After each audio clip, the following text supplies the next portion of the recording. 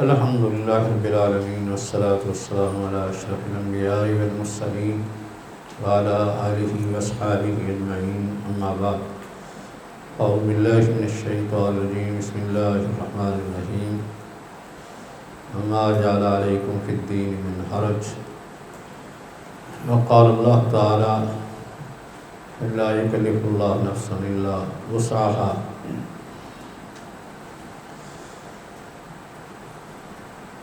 مقاصد کی اقسام جو معروف ہیں 5، ان کا ہم نے بیان کیا ہے۔ اس پر مزید جن لوگوں نے کچھ اضافے کیے مختلف ناموں کے ساتھ، ان کا بیان بھی اور ان کی کچھ توضیحات کا ذکر بھی کیا ہے۔ یہ جو تقسیم ہے 5 بنیادی مقاصد، جن کو ضروریات خمسہ بھی کہا گیا ہے، ان کے تحفظ کے لیے حاجیات اور تحسینیات ہیں۔ ضروریات کی ہم نے تعریف کی تھی کہ ضروریات یہ لفظ ضروری کی طرف منسوب ہے، جو ضرورہ سے نکلا ہے، اور ضرورہ یہ لفظ ضرر سے مشتق ہے۔ تو اس کی تعریف یہ ہے کہ ایسا کوئی عمل جس سے انسان اس حد تک پہنچ جائے کہ اس کی جان کو خطرہ ہو، یا پھر جان سے ملتا جلتا کوئی سنگین خطرہ ہو، تو اسے ضرورت کہتے ہیں۔ 5 ضروریات ہیں: جان کا خطرہ، کسی عضو کے تلف ہونے کا خطرہ، یا پھر اس کے ساتھ کچھ ملتا جلتا خطرہ، جیسے مال یا عزت کا کسی کو کوئی خطرہ لاحق ہو جائے۔ تو اس کے بغیر انسان کی زندگی قائم نہیں رہ سکتی۔ یعنی یہ جو ضروریات ہیں 5، یہ اس قدر اہم ہیں کہ ان کے بغیر انسان زندہ نہیں رہ سکتا، دنیا کا نظام قائم نہیں رہ سکتا۔ دنیا کا نظام نہیں رہے گا تو پھر آخرت کا نظام بھی قائم نہیں رہ سکتا۔ دنیا آخرت کے مسائل ان سے وابستہ ہے۔ تو حاجیات جو لفظ ہے، یہ حاجت کی طرف نسبت اس کی۔ حاجیات اور تحسینیات، جیسا کہ ابھی ذکر کیا کہ یہ اصل میں یہ تکمیل کس کی کرتی ہیں؟ یہ تکمیل کرتی ہیں ضروریات کی، ان کا تحفظ کرتی ہیں۔ ان کے تحفظ کے لیے، ان کی تکمیل کے لیے یہ حاجیات اور تحسینیات ہیں۔ اور حاجیات یہ حاجہ کی طرف نسبت ہے، جس کا معنی تنگی، مشکل، مشقت کا ہوتا ہے۔ یہ لغوی اعتبار سے تنگی، مشکل، مشقت کو حاجت کہتے ہیں۔ اصطلاحی طور پر اس سے مراد یہ ہے کہ انسان ایسی مشقت کو پہنچ جائے، یعنی ایسی کوئی تنگی لاحق ہو جائے جو معمول کے خلاف ہو۔ اس سے انسان کی جان یا اس کے کسی عضو کے تلف ہونے کا کوئی خطرہ نہیں، نہ ہی عزت، عقل یا مال کو خطرہ ہوتا ہے۔ صرف ایسی مشقت ہوتی ہے، ایسی تنگی جو روٹین یا معمول کے خلاف ہو۔ یہ مراد ہے اس سے مراد یعنی جو اصطلاحی معنی اس کا لیا جاتا ہے، یا وہ اہل علم جو مقاصد کا اہتمام کرنے والے ہیں، وہ اس سے مراد وہ آسانی لیتے ہیں۔ انسان ایسی آسانی کا خواہش ہوتا ہے، خواہشمند ہوتا ہے، یا وہ اس تنگی کو دور کرنا چاہتا ہے جو اس کے مطلوب حاصل نہ ہونے کی وجہ سے اسے لاحق ہوتی ہے۔ یعنی ایک چیز وہ حاصل کرنا چاہتا ہے، اگر وہ نہ ملے گی تو تنگی میں مبتلا ہو جائے گا، تو وہ تنگی اس کو مشکل میں ڈال دے گی، اور مشکل وہ مشقت روٹین کے خلاف ہوتی ہے، روٹین سے ہٹ جاتی ہے۔ ایسی کوئی بھی مشقت یا تنگی جو کسی آدمی کو روٹین کے خلاف مشکلت میں ڈال دے یا دو چار کر دے، ابن تیمیہ رحمہ اللہ فرماتے ہیں کہ یہ دین میں مطلوب نہیں۔ شرعی طور پر ایسی کوئی مشقت، ایسی تکلیف کوئی مطلوب نہیں ہے جو انسان کو اس کی روٹین کی مشقت سے نکال دے، آگے لے جائے۔ جیسا کہ انہوں نے ایک مثال دے کے سمجھایا، وہ کہتے ہیں کہ جیسے کوئی شخص جنبی ہو جاتا ہے، غسل جنابت اس پر واجب ہو جاتا ہے، اور وہ ایسی جگہ میں رہتا ہے، ایسی علاقے میں جو بڑا ٹھنڈا علاقہ ہے، اس میں پانی گرم کرنے کا کوئی انتظام نہیں، اس ٹھنڈے پانی کے ساتھ اس کو غسل کرنے کے لیے کہا جائے تو یہ اس کے لیے ایسی تکلیف ہے جو روٹین سے ہٹ جاتی ہے، نقصان دہ ہے، اس سے اس کو ضرر لاحق ہو جائے گا، یعنی اس میں مشقت معمول کے خلاف ہو جائے گی۔ تو وہ شخص یہ کہے کہ میں نے ضروری غسل کرنا ٹھنڈے پانی سے، خواہ اس میں مشقت کتنی بھی اٹھانی پڑے، تو شریعت میں یہ مطلوب نہیں ہے، یہ چیز جو ہے وہ دین میں شامل نہیں، بلکہ دین نے ایسے کسی کام کا اس کو مکلف نہیں بنایا۔ اس وقت اس کی ذمہ داری کیا ہے؟ شریعت جس چیز کا مکلف بنایا ہے جو دین میں شامل ہے وہ کیا ہے کہ وہ تیمم کر لے، تیمم کر کے وہ اپنے آپ کو پاک کرے، اور اس کے بعد وہ اپنی نماز یا دیگر کوئی عبادت ادا کر سکتا ہے۔ یہ جو مشقت ہے جس کو تنگی مشکل کہتے ہیں، اس کو دور کرنا یہ شریعت کے مقاصد میں ہے۔ جیسے اللہ فرماتے ہیں ما جعل علیکم فی الدین من حرج، اللہ نے دین میں حرج نہیں رکھا، جہاں حرج آ جائے گا تو پھر وہ شرعی حکم نہیں ہوگا، اس کا کوئی نہ کوئی دوسرا رخ اختیار کرنا پڑے گا، شارع نے اس کا کوئی نہ کوئی متبادل ضرور دیا ہوتا ہے، اس کی طرف اس کو جانا پڑے گا۔ تو اس لیے یہ جو تنگی کو دور کرنے کا اللہ کا ایک نظام ہے یا شریعت کے مقاصد میں سے ایک مقصد ہے، اللہ تعالیٰ کسی کو اس کی استطاعت سے زیادہ پابند بھی نہیں کرتے، لا یکلف اللہ نفسا الا وسعہا۔ اس کے بارے میں پہلے بھی ہم کچھ نصوص پڑھ چکے ہیں، جیسے یرید اللہ بکم الیسر ولا یرید بکم العسر، اس طرح کی نصوص، یہ وہ نصوص ہیں جو بالضبط ایک یعنی جزوی نص اس مسئلہ کا دلالت کرتی ہے۔ باقی شریعت کا عمومی مزاج یا شریعت کے سارے جو احکام ہیں ان کا جائزہ لیا جائے یا ان کا استقرار کیا جائے تو اس سے بھی یہ رفع الحرج یا تنگی کو دور کرنا یہ مقصد حاصل ہوتا ہے یا سامنے آتا ہے۔ تو مشقت شریعت نے جو کس طریقے سے دور کی، انسان کو اپنی زندگی میں جو معاملات پیش آتے ہیں، یعنی سمجھ لیں کہ جو وہ کام کرتا ہے یا اس کی زبان سے جو اقوال نکلتے ہیں وہ دو طرح کے ہوتے ہیں۔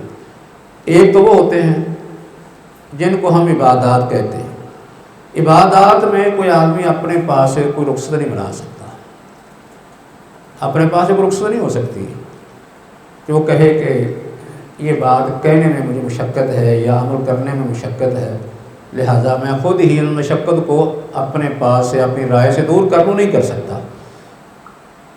کچھ اعمال انسان کے وہ ہیں یا اقوال وہ ہیں جن کا تعلق عبادات سے نہیں ہے، ان میں اصل تو عبادت ہی ہوتی ہے نا، کہ شریعت نے رعایت دی ہوتی ہے، الا کہ کسی کام کا شریعت پابند کر دے تو پھر تو وہ انسان نے کرنا ہی ہے، ورنہ اس میں رعایت مل جاتی ہے۔ عبادات میں ہم اگر دیکھتے ہیں تو عبادات کے اندر ہمیں یہ حاجیات کے اصول کے تحت یا اس مقصد کے تحت کون سی رعایتیں محسوس ہوتی ہیں یعنی عبادات کے اندر، کہ ہمیں کیونکہ عبادات میں اصول جو ہم نے ابھی ذکر کیا وہ کیا ہے کہ اس میں آسانی انسان اپنے پاس سے نہیں بنا سکتا، شریعت نے جو آسانی دینی ہے اسی کو اختیار کرنا ہے، خواہ کوئی قول ہو یا فعل ہو۔ عبادات کے اندر یہ آسانی شریعت ہی دے گی۔ مثال کے طور پر عبادت کرتے وقت ہمیں جو رعایت دی جاتی ہے، یعنی ان کی مثالوں میں سے کچھ مثالیں جو اہل علم ذکر کرتے ہیں یہ ہے کہ کوئی بیمار آدمی روزہ چھوڑ سکتا ہے، بیمار آدمی جو ہے وہ نماز بیٹھ کے پڑھ سکتا ہے، اس کے لیے یہ سہولت ہے تاکہ اس تنگی نہ رہے۔ اگر مسافر ہے تو روزہ چھوڑ سکتا ہے، نماز قصر کر سکتا ہے یا نماز کو جمع کر سکتا ہے، یہ اس کے لیے رخصتیں ہیں۔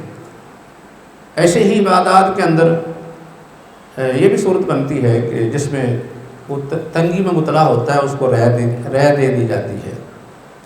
اس میں یہ تیمم کی رعایت بھی ہے، عبادت ہے وضو، طہارت ایک عبادت ہے، تو وضو کی جگہ پر تیمم کی اجازت ہے، یہ بھی رعایت ہمیں شریعت نے دی ہے۔ ہم اپنے پاس سے کوئی اور طریقہ اختیار نہیں کر سکتے۔ ایسے ہی یعنی یہ تیمم خیر یہ بدل ہے چھوٹی طہارت سے، بڑی یعنی طہارت دونوں سے ہی کام دے جاتا ہے۔ ایسے ہی اگر قبلہ جو ہے وہ کسی وقت متعین کرنا مشکل ہو جائے تو رعایت مل گئی، شریعت نے رعایت ہمیں دے دی ہے۔ ایسی جگہ میں ہم قبلے کا علم نہیں ہو رہا، تعین نہیں ہو رہا، تو ہم جس طرف بھی اندازہ لگا کے نماز پڑھ لیں نماز ہو جائے گی، رعایت مل گئی عبادت میں۔ ایسے کوئی شخص جو ہے وہ کشتی میں سوار ہے یا بحری جہاز میں سوار ہے تو وہاں بھی قبلے کا رخ اگر نہ ہو سکے تو اس جگہ بھی رعایت مل جاتی ہے، رخ بدلا جا سکتا ہے۔ ایسے کوئی شخص سواری پر نماز پڑھ رہا ہے دوسری یعنی خشکی میں، جیسے نبی صلی اللہ علیہ وسلم نے مثلا گھوڑے پر یا اونٹ پر سوار ہو کے نماز پڑھی تو ایک طرف رخ کر لیا ایک دفعہ، یعنی بعد میں جس طرف سواری چلتی گئی اسی طرح رخ کر کے نماز پڑھتے گئے۔ ایسے جو ہے وہ صورتحال بھی خشکی میں سواری پر ہو سکتی ہے۔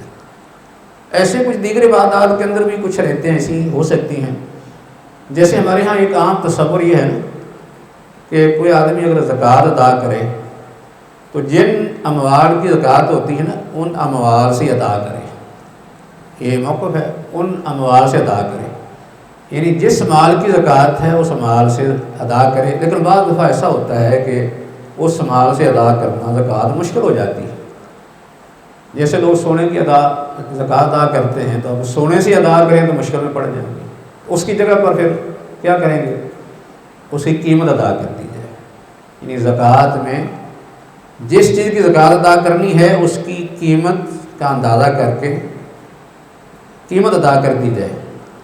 جیسے ہمارے یہاں یہ فطرانے کے موقع پر مسئلہ پیدا ہوتا ہے، آج بھی موقع موجود ہے۔ بعض اہل علم کہتے ہیں کہ فطرانے میں کوئی نہ کوئی جنس دینی ضروری ہے، آدمی قیمت نہیں دے سکتا، گندم دے، وہ چاول، کھجور، منقع یا جو، یعنی کسی نہ کسی جنس غلے سے وہ دے، قیمت ادا نہیں کر سکتا۔ لیکن اس میں اگر وہ تنگی میں پڑ جاتا ہے، تنگی دو طرح ہوتی ہے نا کہ دینے والے تنگی میں پڑ جائیں، دینے والا تنگی میں پڑ جائے تو پھر اس کے لیے یہ رعایت ہے کہ وہ قیمت اس کی ادا کر دے، یعنی یہ رہتے ہمیں عبادات میں مل جاتی ہیں۔ ایسے ہی ابن تیمیہ نے ایک رعایت یہ بھی ذکر کر دی کہ ویسے عام طور پر وہ قریبی رشتہ دار ہیں، کئی ایسے ہوتے ہیں نا کہ یعنی ان کو جو ہے نا وہ زکوٰۃ کا مال نہیں دیا جاتا، لیکن کسی وقت زکوٰۃ نہ دینے کی وجہ سے وہ مشکل میں پڑ جائیں، مشقت میں پڑ جائیں تو پھر ان کو بھی دے دی جائے، مشقت کو دور کرنے کے لیے۔ ابن تیمیہ نے جو ہے وہ اس میں یہ بھی ایک مثال جو ہے وہ بیان کی ہے۔ اس کے بعد ہمارے ہاں یعنی جو معاملات ہیں ان میں شریعت نے لحاظ رکھا ہے، معاملات کے اندر تنگی کو دور کرنا۔ معاملات کے اندر تنگی کس طرح دور ہوگی، یعنی ایسے کچھ معاملات اگر ان سے روک دیا جائے تو لوگ مشکل میں پڑ جاتے ہیں، تو شریعت نے اجازت دے دی۔ اس کی جو ہے وہ ہم نے شروع میں جب یہ کچھ مثالیں ذکر کی تھی، اختصار کے ساتھ ان کا ذکر کیا تھا، تو وہاں اجارہ یا بیع سلم اس طرح کی مثالیں دی تھی، استثناء وغیرہ، یعنی یہ شریعت نے اجازت جو ہے وہ تنگی کو دور کرنے کے لیے دی ہے، ورنہ عام اصولوں کے مطابق ان کی جو ہے وہ یعنی اس انداز سے کاروبار کرنا یا خرید و فروخت کرنا جائز نہیں ہونا چاہیے، لیکن تنگی کو دور کرنے کے لیے ان کی اجازت دے دی، یعنی یہ معاملات کی صورت ہے، معاملات کے اندر ایسی آسانی پیدا کر دی تاکہ لوگ جو ہیں مشکل میں نہ پڑ جائیں۔ معاملات کے اندر آسانی جو ہوتی ہے وہ یعنی ویسے تو اصل جیسے میں نے ابھی ذکر کیا، کیونکہ ابن تیمیہ جو ہے نا وہ کہتے ہیں کہ یہ جو بیع سلم وغیرہ یا استثناء وغیرہ جن کی اجازت دی گئی ہے یہ قیاس کے خلاف ہے ہی، تو ان کے نزدیک ان چیزوں میں کیونکہ اصل اباحت ہے، تو جن چیزوں میں ان ممانعت نہیں آئی وہ چیزیں ویسے ہی جائز ہوگی۔ ممانعت آ گئی تو ٹھیک ہے، جن چیزوں کے بارے میں نص آ جائے کہ یہ ٹھیک ہے اس میں تو بات کرنے کی ضرورت ہی نہیں ہے، تو جن معاملات کے بارے میں نص نہیں آتی تو ان میں اصل اباحت ہی ہے الا کہ کوئی ممانعت آ جائے۔ تو بہرحال عام اہل علم کے نزدیک یہ جو کاروبار کی صورتیں ہم بیان کر رہے ہیں ان کے اندر وہ سمجھتے ہیں کہ قیاس کے خلاف اجازت ہے، اور اجازت کس بنیاد پر ہے؟ تنگی کو دور کرنے کے لیے اجازت دی گئی ہے، معاملات میں تنگی کو دور کرنے کے لیے اجازت دے دی گئی کہ آپ یہ کر سکتے ہیں۔ اسی طرح جو ہے وہ یہ صورتیں جن میں یعنی ایک ضرورت کو ایک حاجت کو، یعنی ہم بات کر رہے ہیں اب حاجات کی، اگرچہ ہم اپنی زبان میں حاجت ضرورت کا اتنا فرق نہیں کرتے، اس لیے کبھی حاجت کا ضرورت کے معنی میں، کبھی ضرورت حاجت کے معنی میں استعمال ہو جاتا ہے، لیکن حاجات کی بات کر رہے ہیں۔ حاجات کے اندر جو ہے وہ یہ تو عبادات آ گئی، پھر اس طرح کچھ معاملات آ گئے۔ معاملات میں جو ہے وہ یہ ابن تیمیہ نے کچھ مثالیں اور ذکر کر دیں۔ وہ کہتے ہیں کہ اگر جہاد کے اندر گھوڑوں کی ضرورت ہو تو کوئی آدمی گھوڑا نہیں ذبح کر سکتا، کس لیے کہ لوگ تنگی میں پڑ جائیں گے۔ ایسے ہی اگر اونٹوں پر سوار ہو کے لوگ حج پہ جا رہے ہیں تو اونٹ ذبح نہ کرے، کیونکہ لوگ جو ہیں اس وقت مشقت میں پڑ جائیں گے، ان کی وجہ سے لوگ مشقت میں پڑ جائیں گے۔ یعنی پیدل جانے کی جو مشقت ہے اس کا لحاظ رکھتے ہوئے انہیں اونٹ ذبح نہیں کرنے چاہیے تاکہ مشکل نہ بن جائے بعد میں۔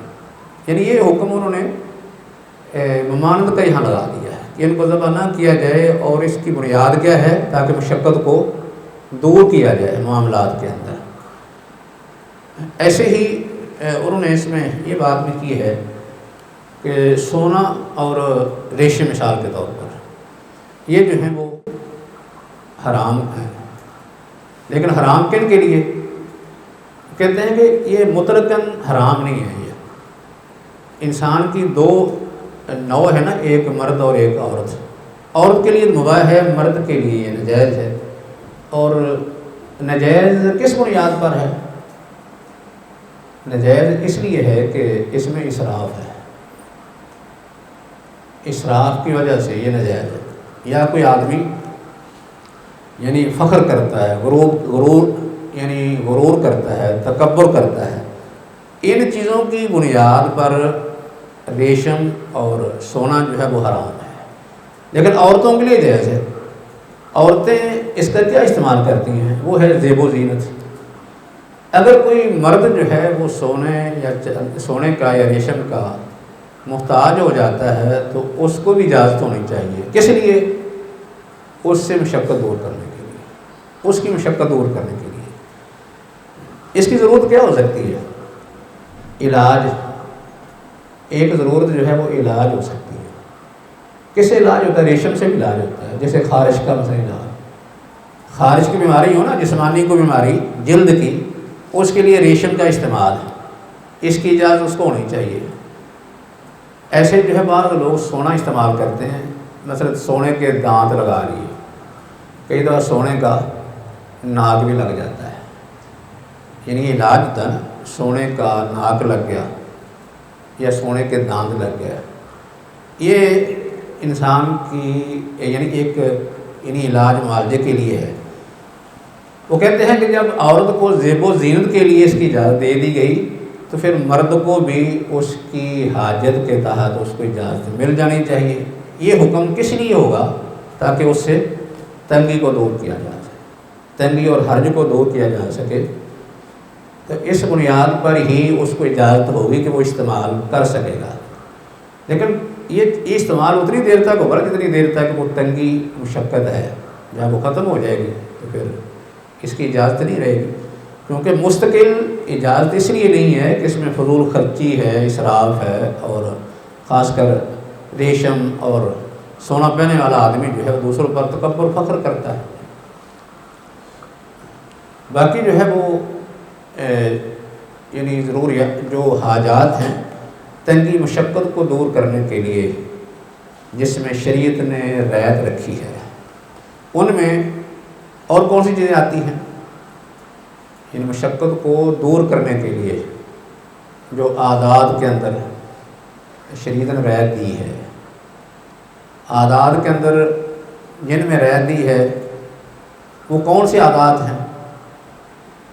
یعنی مطلب ہمارے عام جو روٹین کے جو کام کاج ہیں ان میں ہمیں رعایت دے دی تاکہ ہم تنگی اور مشکل میں نہ پڑ سکیں۔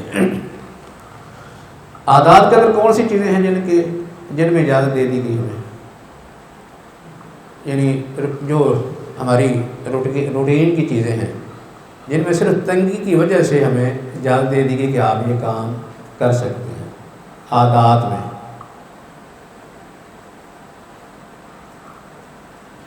عادات کے اندر کوئی مثال یاد ہے کسی کو عادات کی؟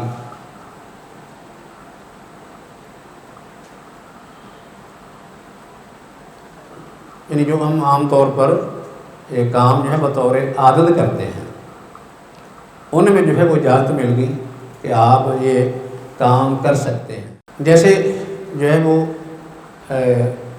جنایات میں کچھ اجازت دی گئی ہے، ویسے عادات کی اجازت۔ ہاں، پانی کھڑے ہو کے پینا، ویسے کھڑے ہو کے پیشاب کرنا بھی ہو سکتا ہے، یہ چیزیں ہیں تو عادات کے اندر نا، لیکن یہ صرف کسی وقت یعنی تنگی کو یعنی دور کرنے کے لیے اس میں اجازت ہو سکتی ہے، اگرچہ یہ عمل ظاہری طور پر اچھا نہیں، جواز ہے اس کا، یعنی اس کا جو ہے وہ جواز ہے۔ پانی جو ہے وہ بھی کھڑا ہو کے پیا جا سکتا ہے، یعنی عادات میں یہ چیزیں بھی آ جاتی ہیں، کچھ کھانا پینا اور اس طرح کی، اگرچہ اس میں کوئی تنگی نہیں ہوتی، یعنی کھڑا ہونے میں ظاہری طور پر کوئی تنگی نہیں ہے، اصل میں ان چیزوں کا تعلق جو ہے وہ بڑھ جاتا ہے تحسینیات کے ساتھ۔ ہاں، یعنی ہاں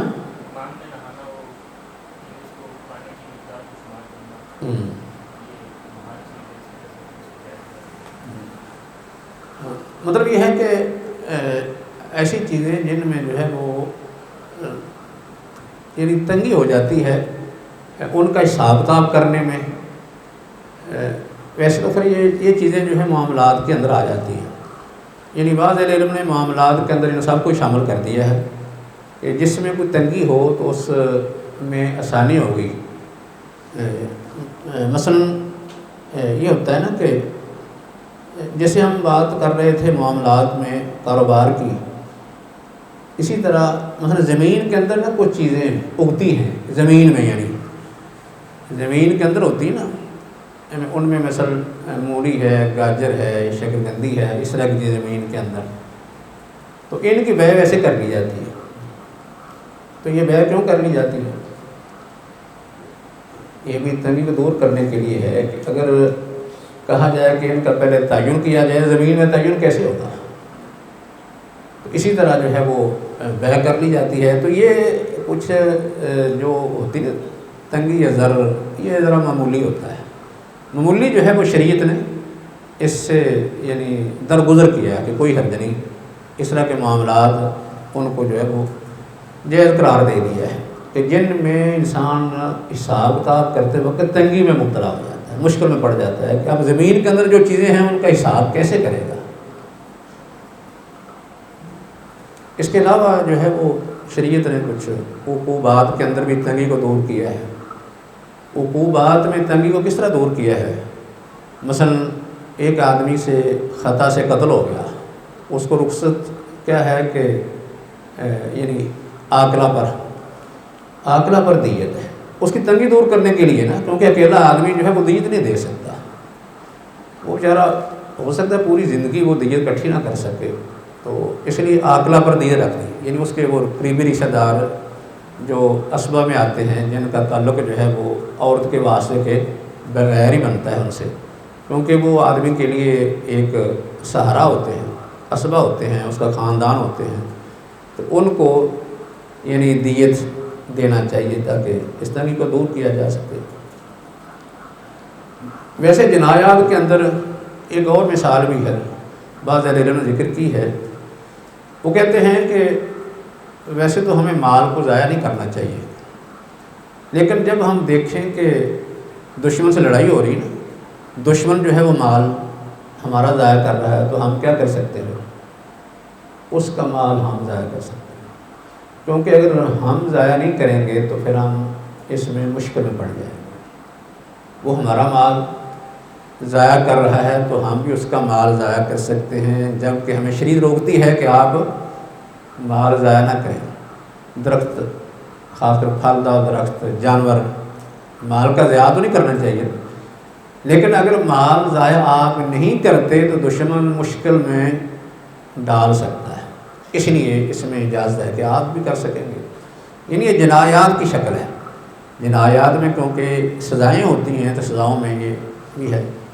اس طرح یہ کہتے ہیں کہ ادرا الحدود بالشبہات بھی اس میں آ جاتا ہے، ادرا الحدود بالشبہات، ادرا الحدود بالشبہات میں یعنی شبہ کی وجہ سے اگر کسی پر حد نافذ کی جائے تو یہ ان مناسب نہیں لگتی، صرف شبہ کی بنا پر۔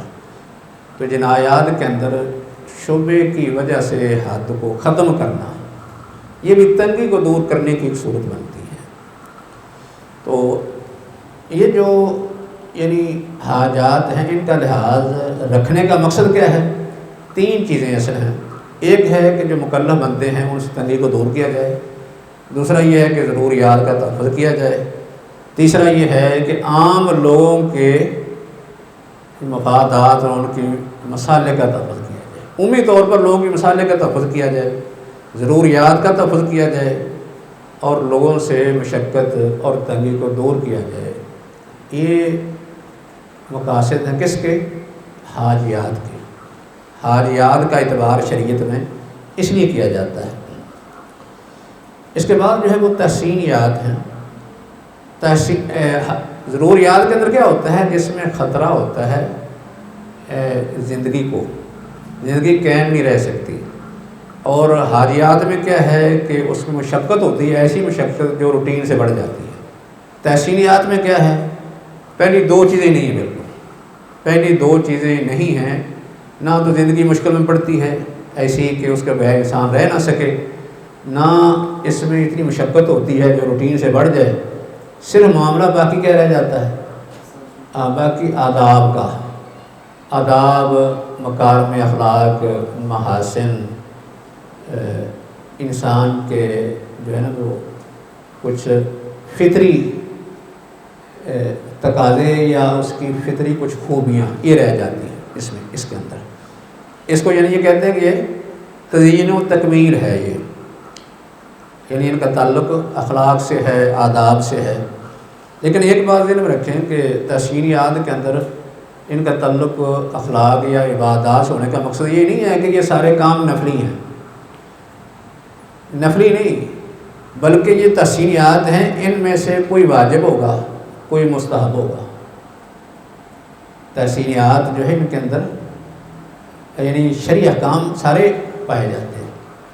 یعنی جس وقت ہم تحسینیات کی بات کرتے ہیں نا کہ ان کا تعلق صرف اخلاقیات سے ہے، آداب سے ہے، یا کسی چیز کو جو ہے مزین آراستہ کرنا ہے کہ ہم جو ہے دوسروں سے اپنا امتیاز، ایک مسلمان ہے تو مسلمان میں دوسروں سے امتیاز رکھتا ہے، یعنی اس کے معاملات کے اندر جو ہے وہ حسن پایا جاتا ہے، کیونکہ مقصد ہی اس کا یہ ہے۔ ان تحسینیات کا مقصد کیا ہے؟ امت کے حسن و جمال کو، اس کے کمال کو، اس کے امتیازات کو دوسروں کے سامنے نمایاں کرنا، کہ ہماری یہ امت جو ہے دوسروں کی طرح نہیں ہے، اس کا جو ہے وہ امتیاز ہے، فرق ہے۔ جیسے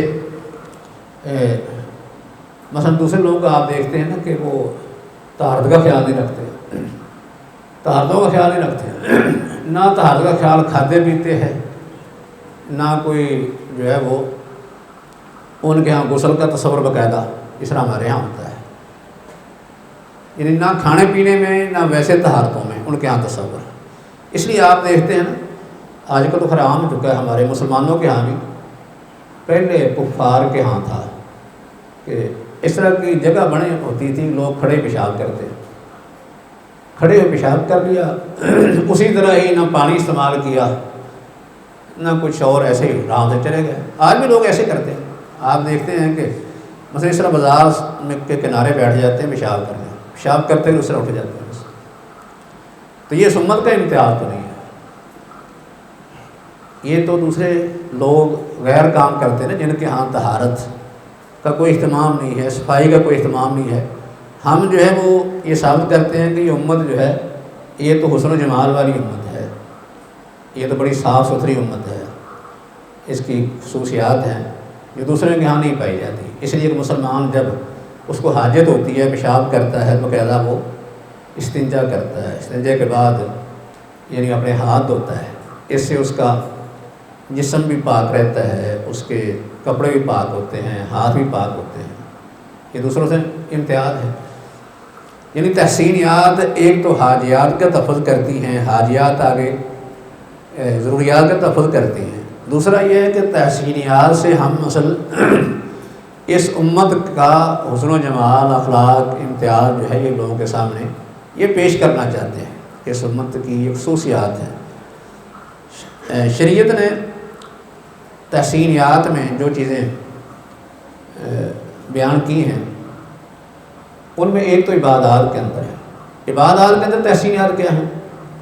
ایک تو ہم حدیثیں لے لیتے ہیں حدیث جبریل سے، اس میں یہ ہے کہ کسی بھی عبادت کے اندر آپ حسن پیدا کر دیں، بس اچھے طریقے سے کوئی عبادت کریں تو وہ کیا ہوگا، یہ تحسینیات کے اندر آ جائے گی۔ نماز آپ بڑے اچھے طریقے سے پڑھ لیں، روزہ رکھ لیں، زکوٰۃ کا اہتمام کر لیں، یعنی ایک ہے کہ چیز کی ادائیگی اچھے طریقے سے ہو، دوسرا یہ ہے کہ آپ ساتھ نوافل کا اہتمام کریں۔ جب آپ نوافل کا اہتمام کریں گے تو یہ بھی ایک حسن ہے۔ پھر آپ نے نماز پڑھنی ہے تو نماز کے لیے کہا گیا ہے کہ آپ طہارت کریں، اچھا لباس پہنیں، خذوا زینتکم عند کل مسجد، تو یہ تحسینیات ہیں یہ بھی کہ نماز کے لیے آپ کو اچھے لباس کا کہا گیا ہے، طہارت کا کہا گیا ہے کہ طہارت کریں۔ یہ یعنی عبادات کے اندر تحسینیات کی صورتیں بنتی ہیں۔ باقی جو ہے وہ معاملات کے اندر تحسینیات کی صورتیں کون سی بنتی ہیں؟ معاملات کے اندر تحسینیات کی جو صورتیں ہیں ان میں یہ ہے کہ ہمیں کہا گیا ہے کہ آپ نجس چیزوں کی خرید و فروخت نہ کریں، مثلا جیسے حدیث آتی ان اللہ ورسولہ حرم بیع الخمر، ان اللہ حرم بیع الخمر والمیتۃ والخنزیر والاصنام، یعنی ایسی نجس چیزیں ان کی بیع نہ کریں۔ یہ تحسین ہے نا، تحسینیات میں سے یعنی نجس چیزوں کی بیع نہ کی جائے۔ اسی طرح جو ہے مثلا یہ کتوں کی بیع، خنزیر کی بیع، یا مثال کے طور پر بلیوں کی بیع، یہ تحسینیات کے خلاف ہے۔ ایسے جو ہے وہ جیسے حدیث میں ہم نے پڑھا نا کہ کوئی آدمی بیع پر بیع نہ کرے، کوئی آدمی کسی کی بیع پر بیع نہ کرے، کسی کے بھاؤ پر بھاؤ نہ کرے، یا کسی کی منگنی پر منگنی نہ کرے۔ یہ چیزیں کس میں آتی ہیں؟ یہ معاملات کے اندر یہ تحسین ہے، یہ معاملات کے اندر تحسین میں آتی ہیں، تحسینیات ہیں۔ لیکن جیسے میں نے کہا تحسینیات کا مطلب صرف یہ نہیں سمجھنا کہ یہ مستحب ہے، یہ چیزیں واجب بھی ہوتی ہیں، مستحب بھی ہوتی ہیں۔ مثال کے طور پر جیسے کپڑے کے لیے کہا گیا نا کہ اچھے کپڑے پہن کے نماز پڑھو، تو یہ تو ہو گیا اچھا کپڑا پہنا مستحب ہے مثال کے طور پر، لیکن صدر ڈھانپ کے پڑھنا، یہ صدر ڈھانپ کے پڑھنا یہ تو واجب ہے نا، اس کے بغیر تو نہیں ہوگا۔ ایسے ہی آپ ویسے اپنا جسم صاف رکھیں، مثلا غسل کر لیں، تو یہ تو تحسینیات میں آ گیا، لیکن وضو کے بغیر تو آپ نہیں پڑھ سکتے۔ اب وضو کرنا یہ بھی طہارت ہے نا، تو وضو کرنا واجب ہے، بلکہ ازالہ نجاست کہ آپ نے نماز پڑھنی ہے تو آپ کا جسم بھی پاک ہونا چاہیے نجاست سے، آپ کے کپڑے بھی پاک ہونے چاہیے، وہ جگہ بھی جہاں آپ نے نماز پڑھنی وہ بھی پاک ہونی چاہیے۔ ظاہری طور پر یہ چیزیں تحسینیات میں آتی ہیں، صفائی ستھرائی سے اس کا تعلق ہے، آداب سے اخلاق سے تعلق ہے، لیکن ہیں یہ واجب کہ آپ کو ان کا ازالہ کرنا ضروری ہے، اس کے بغیر آپ نماز نہیں پڑھ سکتے۔ تو یہ اس طرح جو ہے یہ معاملات کی مثالیں ہیں، معاملات کے اندر یعنی تحسینیات کا لحاظ رکھا گیا ہے۔ اس طرح عادات ہیں، عادات میں کون سی چیزیں آتی ہیں؟ یعنی عادات جن کے اندر یعنی تحسینیات کا لحاظ رکھا جاتا ہے، ان میں جو ہیں وہ یہ کھانے پینے والی چیزیں ہیں، کھانے پینے والی چیزیں۔ ایک تو تحسینیات کے اندر یہ بھی آتا ہے چیز آپ اچھی کھائیں، اچھی سے مراد ایک وہ ہے کہ جو یعنی صحت کے لحاظ سے اچھی ہے، یہ یعنی طیبات کہا گیا ہے۔ دوسرا یہ ہے کہ وہ نجس بھی نہیں ہونی چاہیے، نجس چیز سے منع کیا گیا، کوئی نجس بھی طیبات میں نہیں ہے، نہ نجس طیبات میں ہے، نہ ہی جو ہے وہ جو حرام چیزیں ہیں وہ اس میں آتی ہیں، حرام چیزیں بھی طیبات میں نہیں آتی، نجس چیزیں یہ بھی حرام ہی ہیں لیکن یہ بھی طیبات میں نہیں آتی۔ ان کا حکم دیا ہے، ہمیں طیبات استعمال کرنے کا حکم دیا گیا ہے۔ طیبات سے مراد ایسی چیزیں جو صحت کے لیے فائدہ مند و نقصان دہ ہو، خواہ وہ دیکھنے میں نجس نہ ہی نظر آتی ہو، یعنی بعض چیزیں ایسی ہیں نا دیکھنے میں نجس نہیں نظر آتی لیکن پھر ہی منع کر دیا گیا اسے۔ اگر کوئی آدمی اب زہر کھاتا ہے یا کوئی آج کل یہ نقصان دہ چیزیں اور بھی ہیں، ویسے تو وہ نجس محسوس نہیں ہوتی ظاہری طور پر، اور ان کی خاص حرمت بھی واضح نہیں ہوتی، لیکن پھر بھی ان کو اس لیے نہ کھایا جائے کہ اس سے جسم کو نقصان ہوگا۔ تو بہرحال ایک تو خیر یہ خبائث سے دور رہنا اور جو طیبات ہیں ان کو استعمال کرنا، اور نقصان دہ چیزیں خاص شریر ان کو حرام نہیں کیا ان سے اپنے آپ کو بچانا، پھر کھاتے وقت دائیں ہاتھ سے کھانا، پیتے وقت دائیں ہاتھ سے پینا، اور باقی جو کھانے پینے کے آداب سارے ہیں، جیسے نبی نے فرمایا کہ اپنے سامنے سے کھاؤ، دائیں ہاتھ سے کھاؤ، سامنے سے کھاؤ، یہ چیزیں تحسینیات میں ہیں۔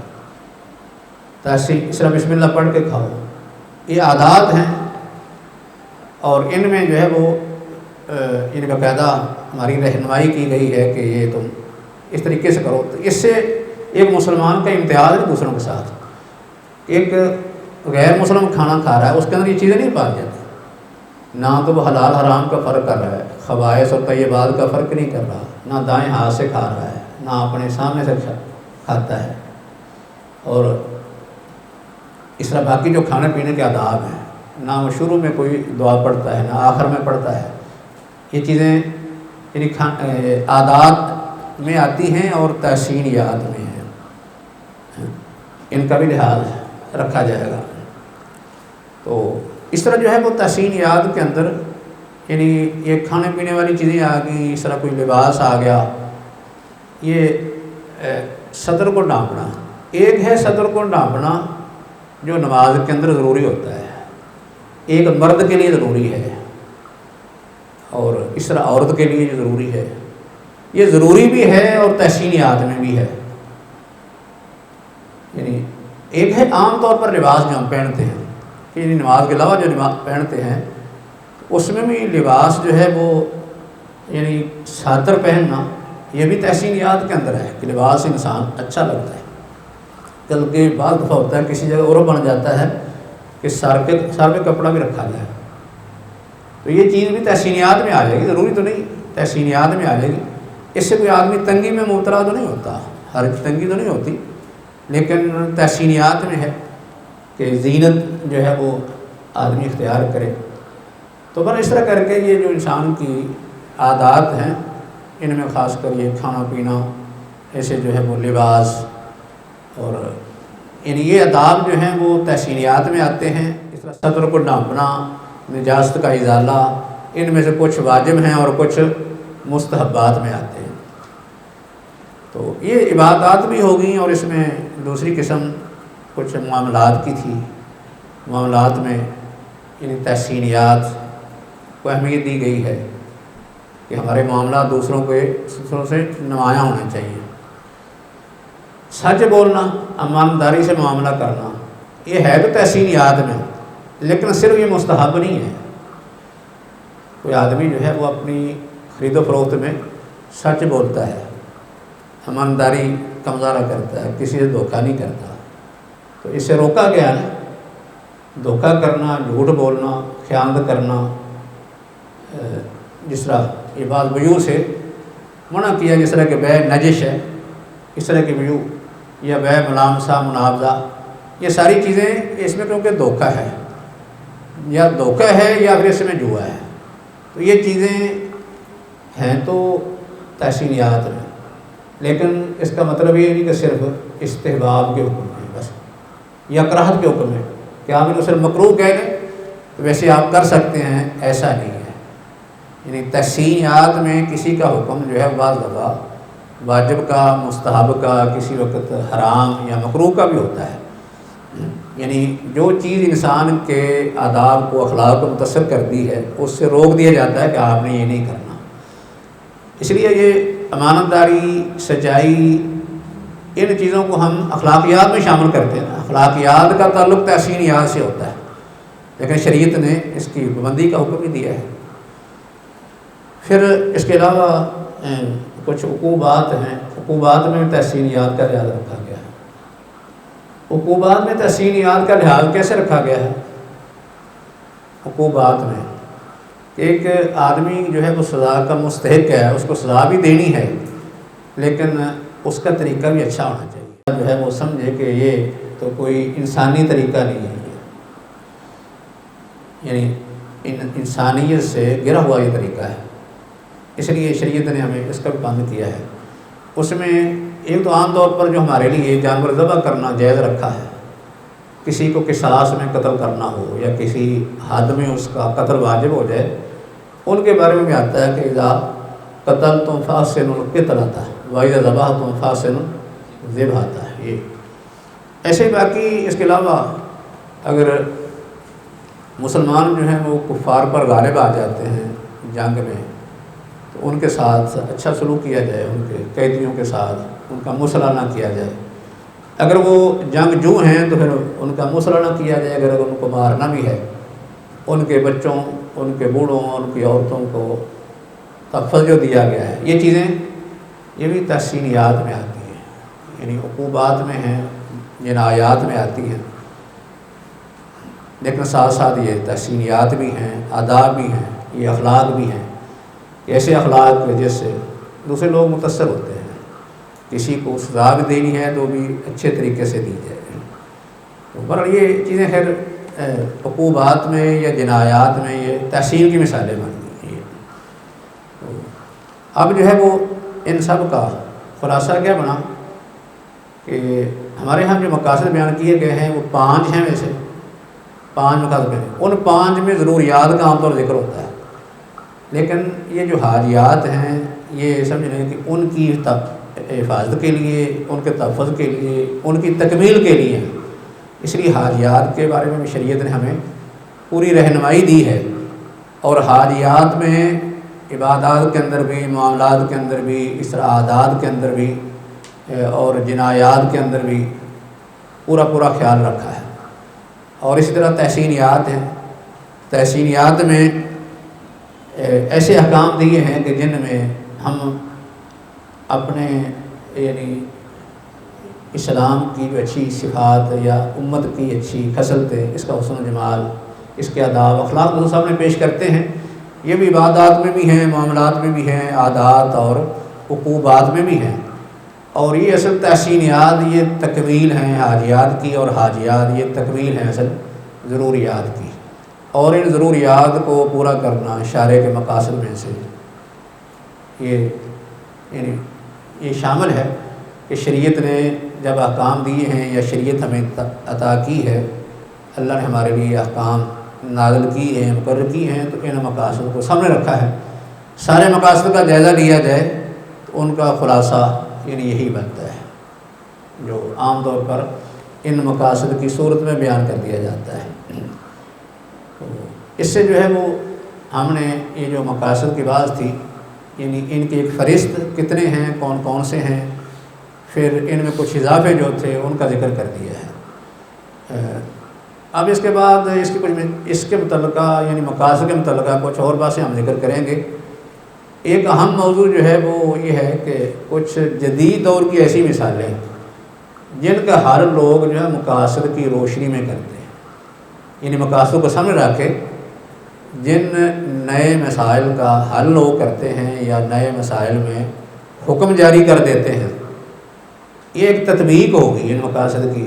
اس کا ذکر ذرا ہم ٹھہر کے کریں گے، پہلے کچھ اور متعلقہ باتیں بیان کریں گے، کیونکہ ان مقاصد کو بیان کرنے کا ایک بہت بڑا مقصد جو ہے نا وہ یہ ہے کہ آج کل جو ہمارے سامنے مسائل موجود ہیں نا اس وقت، ان میں ہم نے ان مقاصد سے کیسے رہنمائی لینی ہے، اور وہ لوگ جو ذرا آزاد خیال ہیں وہ کیسے رہنمائی لے رہے ہیں، اور وہ کیسے یعنی شبہات جو ہیں ان کو لے کر یا کچھ ایسے دلائل جن سے وہ استدلال کر کے اصل میں وہ شرعی احکام کو ہی تبدیل کر دیتے ہیں۔ یہ اصل جو ہے وہ یہ سمجھ لیں کہ مقاصد کے استعمال کے وقت ایک امتحان ہوتا ہے کہ مقاصد تو ہم نے معلوم کر لیے شریعت کے یہ ہیں، اب ان مقاصد کی روشنی میں ہم نے جو موجودہ حالات ہیں یا نئے آنے والے مسائل ہیں ان پر ان کو منطبق کیسے کرنا ہے، فٹ کیسے کرنا ہے۔ تو اس میں اصل جو ہے وہ ایک بہت بڑی جو ہے آزمائش اس کے لیے ہوتی ہے کہ کس طریقے سے فٹ کیا جائے۔ کیا ہم اس طریقے سے منطبق کریں کہ شریعت کے احکام میں تبدیلی نہ آئے، اصل حکم جو منصوص ہے وہ اپنی جگہ پر باقی رہے، تو ہم نئے مسئلے میں شرعی رہنمائی بھی دے دیں، یہ نہ ہو کہ ہم جو منصوص احکام ہیں ان کو تبدیل کر کے رکھ دیں۔ ورنہ یہ بات ہم انشاءاللہ ذرا یہ تطبیقی ہے، کوئی مثالیں دے کے یہ آخر میں ذکر کریں گے، اگرچہ اس کے ساتھ ان کا تعلق تو بنتا ہے، لیکن کچھ اور باتیں ان کے متعلقہ ان کا پہلے بیان کر کے پھر اس کے بعد انشاءاللہ یہ جو خاص کر نئے مسائل ہیں ان پر بات ہوگی۔ وما علینا الا البلاغ۔ زندگی شعور سے، الحکمہ انٹرنیشنل۔